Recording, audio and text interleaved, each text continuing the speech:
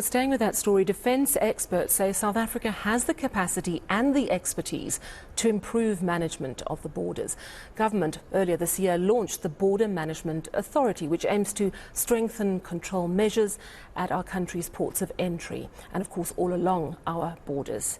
eNCA reporter Kevin Brandt has the story. Border management includes effective law enforcement operations at the country's ports of entry as well as along South Africa's borderline.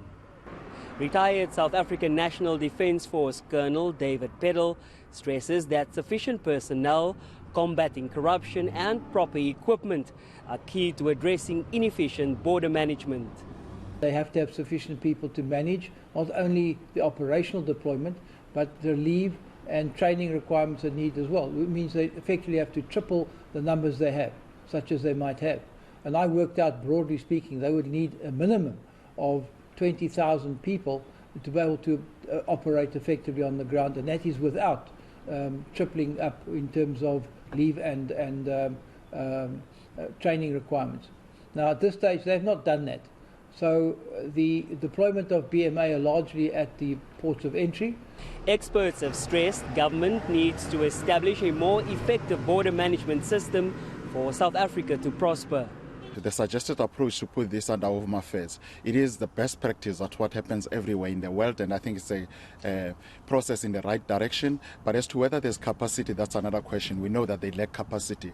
Home Affairs is able to account for people that are here legally, South Africans, non-South Africans. Home Affairs is able to take stock of people moving out of the country. So it is the right department to have that, to manage those borders. We need to capacitate it. Ndevo highlights the three key measures that must be in place in order to have an effective border management system. You need to have infrastructure that is very good, that is in place. You secondly need to have the technology that adapts to the changing needs of people either traveling into the country or bringing goods into the country or taking goods outside of the country. And the last one, which is critical, is personnel. Personnel that is correctly trained, personnel that has the requisite skills and expertise to manage a process of this nature. These experts add that employing ethical staff who won't fall prey to bribery should be a top priority for authorities. Kevin Brandt, Cape Town.